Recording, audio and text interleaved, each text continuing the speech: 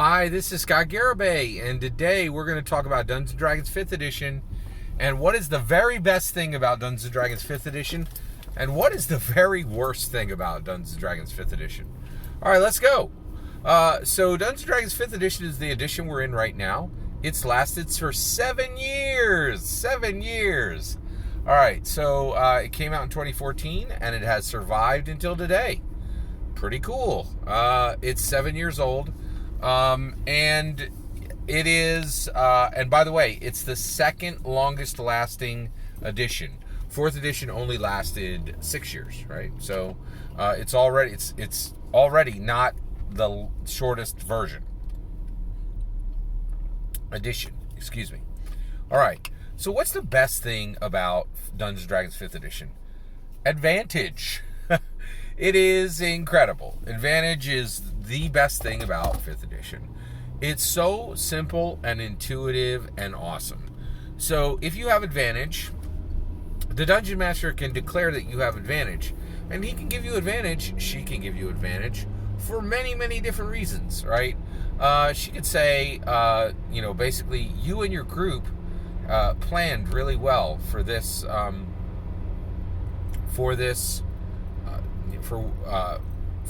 attack, right?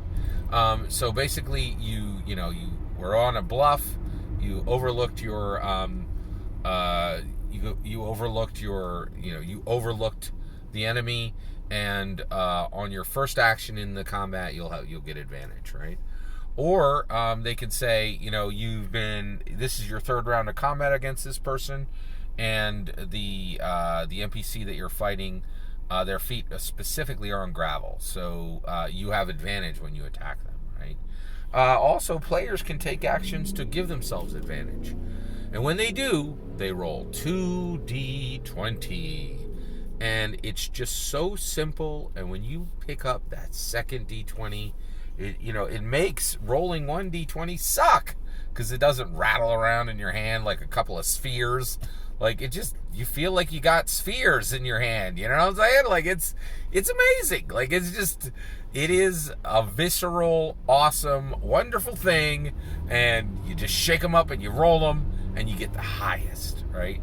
Now, as a sub note, disadvantage is pretty incredible too, right? Because, so basically, even disadvantage can really be awesome. And that's when you overcome it. Like, you're like, oh, like, in your face, DM. It can be pretty incredible. But actually, it's not a small thing. It really wasn't around in any other game, or not in any other game that mattered. Nobody had heard about advantage till they did it in Dungeons & Dragons. It really wasn't, that big a thing, right? And I'm sure somebody might have put it in some other game, but they didn't give it wings, right? They didn't make it like just the super dopest thing in all of tabletop role-playing. And that's exactly what 5th edition did. It made advantage awesome. And advantage, without a doubt, is the best thing in 5th edition. I love it. And also, it just, everything it does. Here's another thing. The Dungeon Master can say, hey, they can say with dice, without saying with their words, I want you to get this. I want this to work for you, right? And so it's just a way for the Dungeon Master to put their thumb on the scale and really help the player at almost any time. That feels very natural, does not feel strained, and is just incredible. It is spectacular. Advantage is amazing. No two ways about it. It's just awesome. Okay. So we just talked about advantage. What is the worst thing about Dungeons & Dragons 5th edition? What is the worst thing about Dungeons & Dragons 5th edition? I'm going to tell you right now, the worst thing about Dungeons & Dragons 5th edition is Twitter. Twitter is the absolute worst thing about Dungeons & Dragons 5th edition. Twitter. All right, now you're like, hey, Twitter ain't part of Dungeons & Dragons 5th edition. You are wrong, ma'am and sir. You are so wrong. So Twitter is absolutely a part of Dungeons & Dragons 5th edition. I truly believe not a single book since 2015 has not been massively impacted by Wizards of the Coast very direct response to Twitter. Okay, Now, why does Twitter affect Dungeons and Dragons? Well, it should. I'd love to be able to tell you, oh, they should just ignore all the people on Twitter.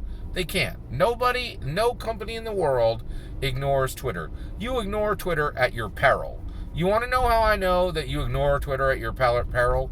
Because, get this, in America, we just came out of 4 years of a president that literally sidestepped the entire institution of the media and says, you can all jump in a lake, I can go to the people direct, I can say whatever I want to them, whenever I want to them, you as a mediator don't exist anymore.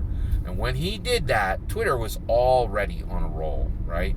But the fact that U.S. American president said, listen, any world leader can talk to every single person in their nation all at once, super fast, super direct. We no longer need the media as a mediator, right? Love him or hate him. I did not vote for Donald Trump either time. I never voted for Donald Trump. I will never vote for Donald Trump any time in my lifetime. I'll tell you that right now. But when he put a golden crown on Twitter. No two ways about it. Before Donald Trump showed up, there were people who thought about buying Twitter for $5 billion and passed on the deal. Boy, do they look like fools now. That's insane, right? Like, now, I don't think you could buy Twitter for $50 billion, right? Twitter is an absolute beast when it comes to power and how power is used in the world. So guess what? If literally the entire institution of the American media cannot ignore Twitter, you can bet that Wizards of the Coast can't ignore Twitter. Now, why does Twitter matter? Why can people just say whatever nonsense they want on Twitter and the world listens? Well, here you go. Twitter is self-selecting for smart. I know you don't want to hear that, but it's true, right? So here's why, okay? If you're not smart, you're not going to be... Summary is difficult. So, to summarize something, get this. Summarizing a story has turned out to be virtually impossible for AIs. They can't do it, right? And the reason why is summary is incredibly difficult. If you need to make your point, right? Most people cannot make their point, I think, right? Most people, if you're like, hey, make your point, right? If you gave them all the words they could use, I think a lot of people would be unable to make their point. But in order to use Twitter, you have to have a point, and you got to get to it quickly because it limits you to 140 characters. I know there's some more characters now, whatever, you know what I mean, right? It forces summary, and that one decision meant that everybody on Twitter is smart. It's like, that's pretty much the truth. There aren't any dumb people on Twitter, period. I know people don't want to hear that. It's just true. Twitter is self-selecting for smart. I'll give you a hint, right? Guess what? What journalists are on Facebook? There might be 3. Right?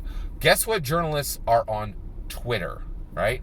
There might be 3 who aren't. Like, right? Now, why did I pick journalists? Well, guess what? They're all super educated and super literate and super smart. There you go, right? Twitter is self-selecting for smart.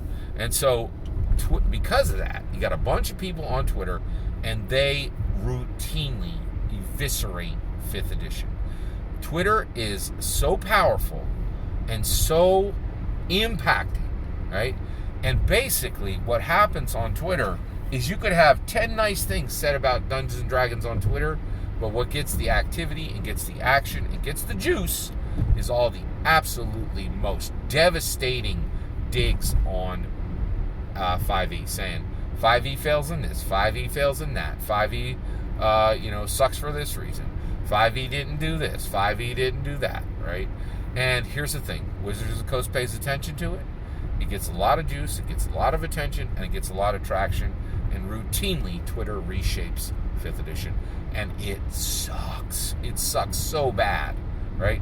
One of the biggest things is we're now in an era where Wizards of the Coast is trying to make Twitter happy and literally can't, right? They give them what they ask for, but because they fail execution on 5%, the thing turns into a fly in the soup. Nobody's going to eat the soup, right? Now, Twitter has not stopped Dungeons & Dragons from being a major seller, but it really has stopped 5th edition from celebrating. There is just so much squawk and noise, and the cacophony on Twitter has truly just taken the shine off of 5th edition at so many points, right? The biggest one I can remember is Candlekeep Mysteries. Man, that thing was it was supposed to be like the most woke book that had ever been done by Dungeons and Dragons. It had, it had all kinds of authors who just wore 6 different woke crowns. And when all was said and was done, and when Twitter had its say, right, we couldn't tell if that was a progressive book or a regressive book. And that's just one instance. There has easily been 150 incidents in the 7 years that 5th edition's been around. And Twitter has been like just a brutal, like dog collar around the neck of 5th edition that just gets yanked by the Twitter owner, right? And it really does feel that way, right? It feels like 5th edition is the dog, and Twitter is the dog collar, with a leather strap, and the Twitter users just yank it and just take the joy out of the dog, right? And it sucks. It's really bad. It is the worst thing about 5th edition.